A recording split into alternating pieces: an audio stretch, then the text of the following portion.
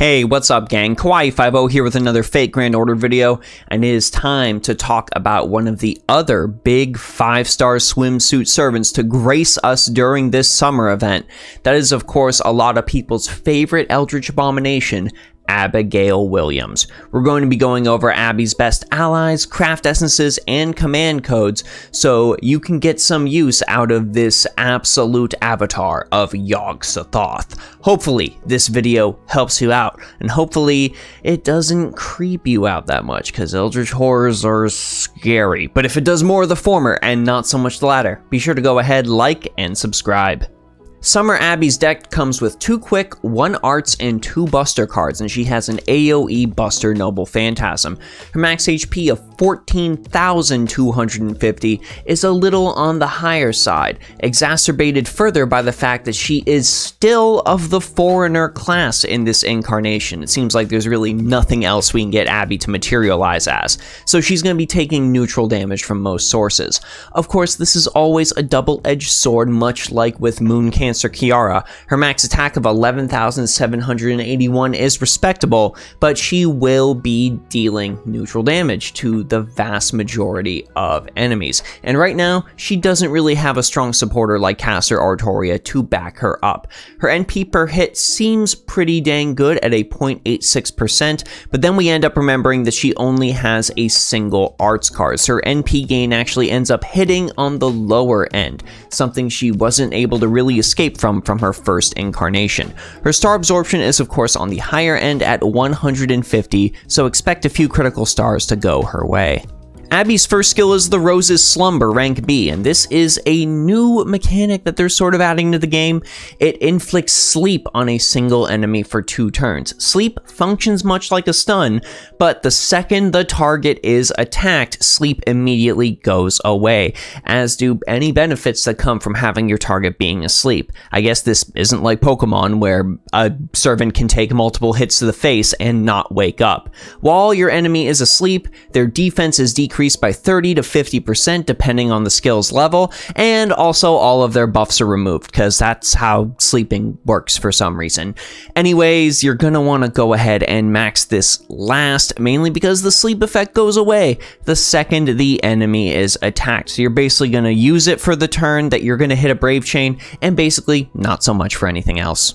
Abby's second skill is Mass Hysteria, rank B+.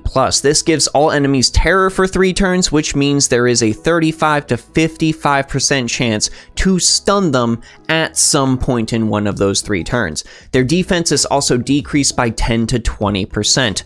We're going to go ahead and max this skill second, mainly for the defense reduction. Terror, unfortunately, is not a super reliable buff. It's more of an annoyance when it's cast on Masters. I'm sure a lot of you have seen that annoyance when you fought Abby at any moment in time, but the same remains true when it goes the other way, because you can't really be sure that your enemies are going to be stunned when you need them to be stunned.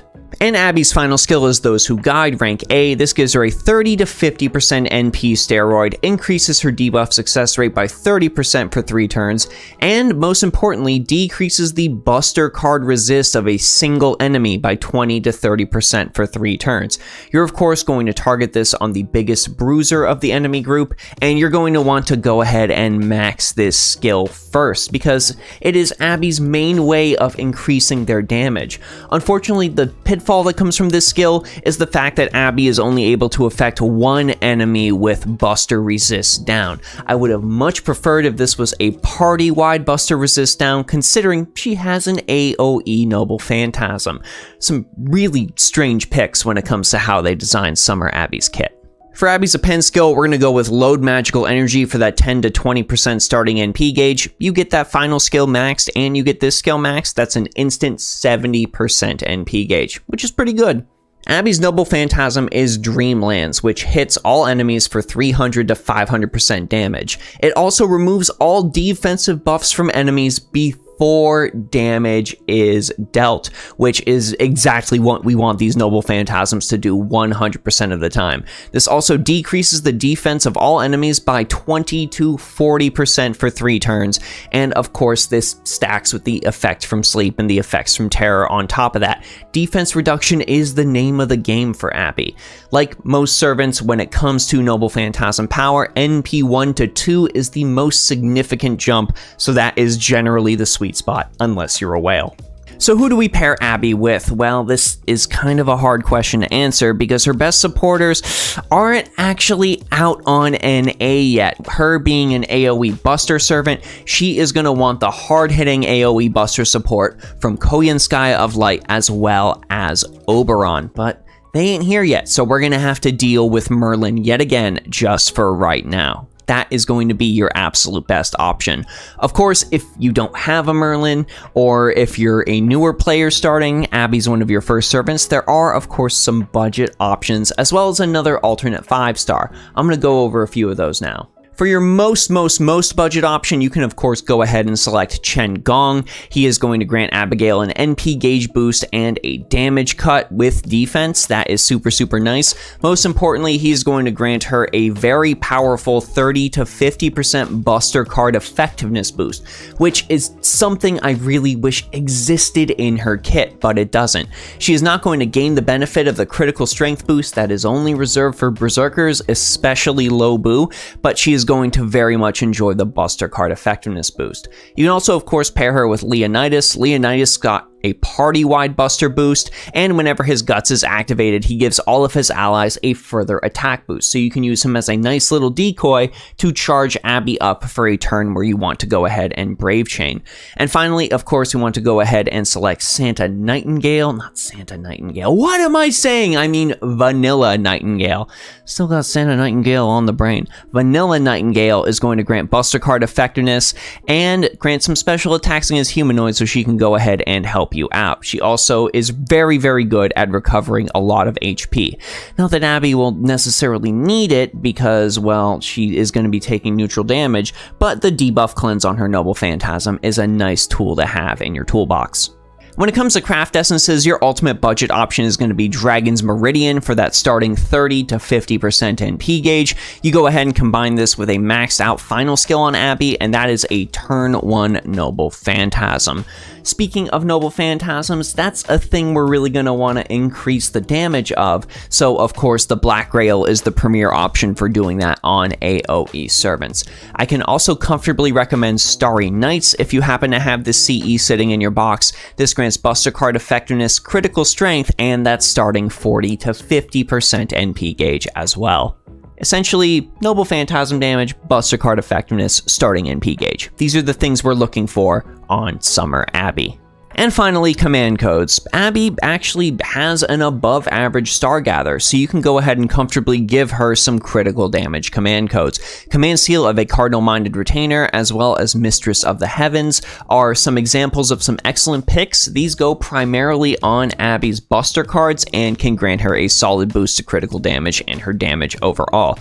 Da Vinci Chan is of course an incredible pick for boosting Noble Phantasm damage. You're going to want to use the card this is attached to before you end up using the Noble Phantasm, but the damage trade-off is going to be worth it, especially in Abby's case. I'd go ahead and chuck this on a quick card since you really need to free up that arts card to gain you Noble Phantasm on the turns Abby doesn't have it.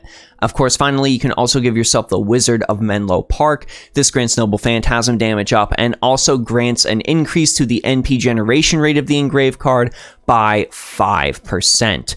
This can very much help you if you are following with a Brave Chain. Increase the damage of the Noble Phantasm, follow up with that Arts card as the third in the Brave Chain, and go ahead and use your extra attack. Hopefully get a semi-decent NP refund from that.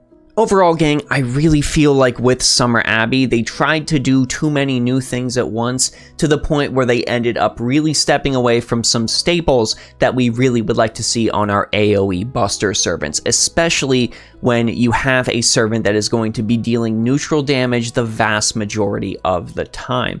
Abigail doesn't have a way to personally increase her Buster card effectiveness. Her Buster resist only affects one enemy, despite the fact that her Noble Phantasm is AoE. Terror itself isn't very reliable, and Sleep only works until you attack an enemy, so you'd better hope you kill them in that singular attack. Not that singular attack chain, that singular attack. I would really like to see Abigail get a strengthening quest in the future, maybe Buster resist down to all enemies. I feel like that would end up making her kit a lot better, and some sort of Buster card effectiveness. Maybe you could go ahead and tie that into the Sleep skill. I think that's a pretty good place to put it. Even when Koyanskaya of Light and Oberon come out, Abby can make a semi-suitable role as a Buster farmer, but even then there are just better Buster farmers to end up picking from on your team, so she might end up warming the bench. Abby is a servant that definitely needs a lot of work, and I was really hoping they would end up beefing her up compared to her vanilla Foreigner incarnation, but I think I'm just gonna stick with that one. But of course, I want to know what you all think, so let me know your thoughts about Summer Abby down in the comment section below. Let me know if you think there are any allies, craft essences, or command codes that I might have missed, and if you also think, like myself, that Summer Abby is a little bit underpowered, why don't you go ahead and let me know what you would do to buff her up in a future rank up quest and make her much, much better. Is she usable? Yes. Are there better options? Again, the answer is yes. If you want to talk more FGO, of course, my Discord server is always open. I want to give a big thanks to patrons on Patreon, subscribers and followers on Twitch, and of course, all of you here on YouTube. Your continued support is what leads to me continuing to make these videos, so I really do appreciate that. Anyways, gang, this is Kawaii50, hoping you all have a phenomenal day, and I will see you all in the next video.